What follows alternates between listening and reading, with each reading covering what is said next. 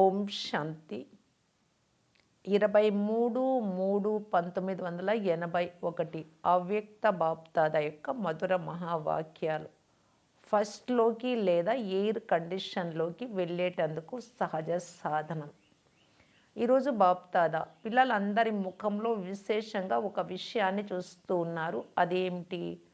ప్రతి ఒక్కరి ముఖంలో పవిత్రత యొక్క అందం ఎంతవరకు వచ్చింది, పవిత్రత యొక్క మహానత అనే మెరుపు ఎంతవరకు కనిపిస్తోంది అని చూస్తున్నారు. శారీరక అందంలో శరీరంలో మస్తకము, నయనాలు, ముఖం అన్నీ చూస్తారు కదా అందం అంటే. అదేవిధంగా పవిత్రత యొక్క అందంలో బాప్దాద మస్తకంలో సంకల్పం యొక్క రేఖలు అంటే స్మృతి శక్తి, నయనాలలో ఆత్మిక వృత్తి యొక్క దృష్టి, ముఖంలో మహానాత్మగా అయ్యే సంతోషం యొక్క చిరునవ్వు, వాణిలో నోటి ద్వారా సదా మహాన్గా మహాన్గా చేసే మాటలు, తలపై పవిత్రతకు గుర్తుగా లైట్ ప్రకాశ కిరీటం. ఈ విధంగా ప్రతి ఒక్కరి మెరుస్తూ ఉండే ముఖం బాప్దాద చూస్తూ ఉన్నారు. ఈరోజు వతనంలో పవిత్రత యొక్క పోటీ జరుగుతుంది. ఈరోజు మీ అందరూ ఏ నంబర్లో ఉంటారో మీకు తెలుసా? మొదటి బహుమతి, రెండవ బహుమతి, మూడవ బహుమతి ఉంటుంది. మీ అందరికీ ఏ బహుమతి లభించింది? ఇక్కడ కూడా అందాల పోటీలు జరుపుతారు, బహుమతులు ఇస్తారు కదా, అలాగా బాబా చెప్తున్నారు. ఎవరైతే ఇప్పుడు చెప్పినటువంటి 5 విషయాలలో సంపన్నంగా ఉంటారో వారే మొదటి బహుమతికి అధికారులుగా అవుతారు. మొదటిది లైట్ యొక్క కిరీటం. దీనిలో కూడా కొంతమంది కిరీటం పూర్తి సర్కిల్ ప్రకాశంతో ఉంది. ఏ విధంగా అయితే చంద్రుడికి కూడా పూర్తి సర్కిల్ ఉంటుంది కదా, అప్పుడప్పుడు సగం అయిపోతుంది. అలాగే కొంతమందికి సగం ఉంది, కొంతమందికి పూర్తిగా ఉంది, మరి కొంతమందికి కేవలం గీత మాత్రంగా ఉంది, అంటే నామమాత్రంగా. మొదటి నంబర్ అంటే ఫస్ట్ బహుమతి పొందే ఆత్మలు పూర్తి లైట్ యొక్క కిరీటధారులుగా ఉంటారు. ఇక 2, మస్తకములో తిలకం. ఏ విధంగా అయితే మస్తకంలో తిలకం మెరుస్తూ ఉంటుందో అదేవిధంగా సోదరాత్మలు అనే స్మృతి ఉంటే ఆత్మిక స్మృతి ఆధారంగా మస్తకంలో బిందువు మెరుస్తూ ఉంటుంది. ఇక 3, నయనాలలో ఆత్మీయత యొక్క మెరుపు అంటే ఆత్మిక దృష్టి. దేహాన్ని చూస్తూ కూడా చూడకుండా ఆత్మను చూసే అభ్యాసం ద్వారా మెరుపు కనిపిస్తుంది. ఆత్మిక ప్రేమ యొక్క మెరుపు కనిపిస్తుంది. పెదవులపై ప్రభు యొక్క ప్రాప్తి, ఆత్మ మరియు పరమాత్మ యొక్క మహాన్ కలయిక యొక్క మరియు సర్వ ప్రాప్తుల యొక్క చిరునవ్వు ఉంటుంది. ముఖంలో తల్లి, తండ్రి మరియు శ్రేష్ఠ పరివారం నుండి విడిపోయి కల్ప పూర్వం తర్వాత కలుసుకున్న సుఖం యొక్క ఎరుపు మెరుపు ఉంటుంది. బాబా కూడా ఎరుపు, ఆత్మ కూడా ఎరుపు, ఇల్లు కూడా ఎరుపు, మరియు బాబా వారిగా అయ్యారు అంటే ఎరుపుగా అయిపోయినట్లే. ఈ విధంగా 5 రేఖలలో సంపూర్ణ స్వరూపంగా అయిన వారికే మొదటి బహుమతి లభిస్తుంది. ఇప్పుడు దీని ఆధారంగా ఆలోచించుకోండి. మొదటి బహుమతి తీసుకునేటందుకు 5 రేఖలు 100% ఉన్నాయా? రెండవ బహుమతి వారికి 70%, మూడవ బహుమతి వారికి 30% ఉంటుంది. ఇప్పుడు చెప్పండి మీరు ఎవరు అని. రెండవ బహుమతి వారు దీనిలో కూడా చాలామంది నెంబర్ వారీగా ఉన్నారు. మొదటి మరియు మూడవ నెంబర్లో తక్కువగా ఉన్నారు. 30 నుండి 50%లో చాలామంది ఉన్నారు. వీరిని కూడా రెండవ నంబర్ అని అంటారు, కానీ వెనుక ఉంటారు. మొదటి వారిలో కూడా 2 రకాలుగా ఉన్నారు. జన్మ నుండి పవిత్రత యొక్క అందం 5 గుర్తులు జన్మసిద్ధ అధికార రూపంలో లభించి ఉన్నాయి. పొందవలసిన అవసరం లేదు, లభించే ఉన్నాయి. వీరి ముఖంలో అపవిత్రత యొక్క రేఖలు లేవు. నిజ సంస్కారంగా స్వతహా జీవితం ఉంది. సంస్కారాలను పరివర్తన చేసుకునేటందుకు శ్రమ చేయాల్సిన అవసరం లేదు. స్వప్నంలో కూడా సంకల్ప మాత్రంగా కూడా అపవిత్రత యొక్క యుద్ధము జరగదు. అంటే పవిత్రత యొక్క అందంలో కొద్దిగా కూడా సూక్ష్మ మచ్చ ఏది లేదు. 2, జన్మ నుండి జ్ఞానం యొక్క లైట్ మరియు మైట్ ఆధారంగా పవిత్రత యొక్క అందం కలిగిన వారు రెండవ రకం వారు.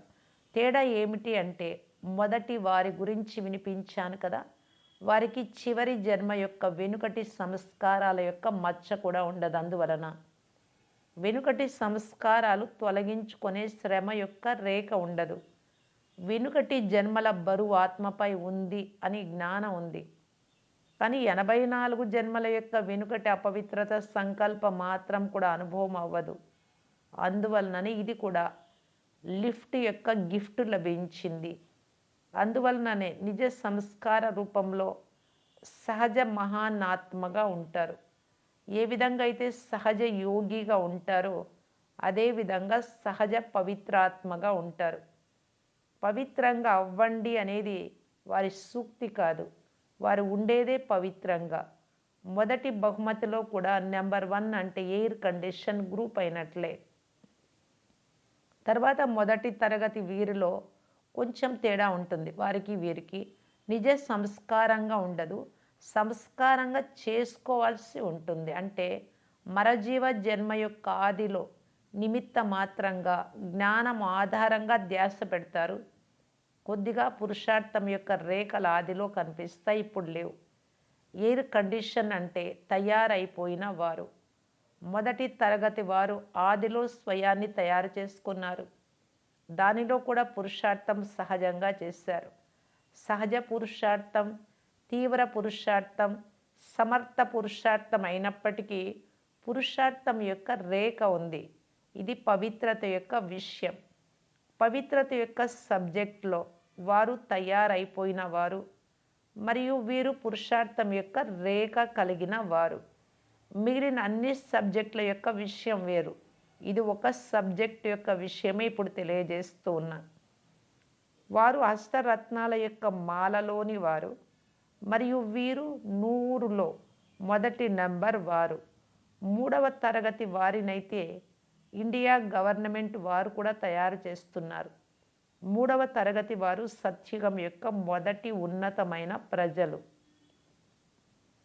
వీరు ఉన్నత కుటుంబం యొక్క సంబంధంలో అంటే సదా ఉంటారు. అక్కడ లోపల ఉండే ప్రజలుగా ఉంటారు, బయట ఉండే వారిగా కాదు. లోపల ఉండేవారు రాజకుటుంబానికి సంబంధంలో చాలా సమీపంగా ఉంటారు, కానీ కర్తవ్యంలో వెనుక ఉంటారు. లక్ష్యం ఎయిర్ కండిషన్లోకి వెళ్ళాలి అని ఉంది కదా. మొదటి తరగతి ద్వారా 2వ తరగతి వారి గురించి అర్థమై ఉంటుంది.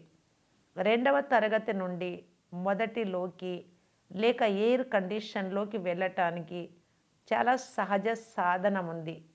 కేవలం ఒకే సంకల్పం యొక్క సాధనం. ఆ సంకల్పం, నేను స్వతహా పవిత్రాత్మను. అపవిత్రత అస్సలు నా సంస్కారమే కాదు కదా.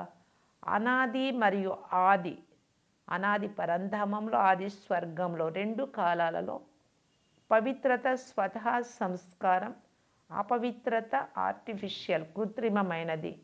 నిజ సంస్కారం కాదు, అది శూద్రుల సంస్కారం. శూద్ర సంస్కారాన్ని బ్రాహ్మణులు ఎలా ఉపయోగిస్తారు? కేవలం ఈ ఒక్క సంకల్పము స్మృతిలో ఉంచుకోండి. నేను అనాదిలో, ఆదిలో, ఆది స్వరూపం, అనాది స్వరూపం, పవిత్రాత్మను. ఎవరిని చూసినా కూడా వారి యొక్క అనాది ఆది నిజ స్వరూపాన్ని చూడండి. స్వయం యొక్క మరియు ఇతరుల యొక్క నిజ స్వరూపాన్ని చూడండి. నిజ స్వరూపాన్ని అనుభవం చేసుకోండి. ఎర్ర కళ్ళజోడు పెట్టుకోండి. స్మృతి యొక్క కళ్ళజోడు పెట్టుకోండి. స్థూలమైన కళ్ళజోడు, స్పెట్స్ కాదు. నేను కూడా ఎరుపు, ఇతరులు కూడా ఎరుపు, బాబా కూడా ఎరుపు, నా పరంధామం కూడా ఎరుపు. ఇది ఎర్ర కళ్ళజోడు అయింది కదా. తర్వాత ఎర్ర కోటపై జెండా ఎగురుతుంది ఢిల్లీలో కూడా. అంటే ప్రత్యక్షత జరుగుతుంది మీరు ఇలా అయిపోతే. ఇప్పుడు మైదానం వరకు అడుగు వేశారు. గవర్నమెంట్ యొక్క దృష్టి వరకు వచ్చింది, తర్వాత వారి మనస్సులోకి వస్తుంది. అందరి మనస్సు నుండి ఇదే ధ్వని వస్తుంది. ఇప్పుడు ఈ ధ్వని వ్యాపించింది. ఇది ఉన్నతమైన సంస్థ, ఇది ఉన్నతమైన కార్యము, ఇది సాధారణ సంస్థ కాదు. ఇలా ఉన్నతమైన లిస్టులో ఉంది. ఇప్పుడు మీరు, ఇప్పుడు బాబా, మీరు అంటే ఇక్కడ మనం కాదు, బాబా ఇక్కడ మీ శ్రమను ప్రశంసిస్తూ ఉన్నారు.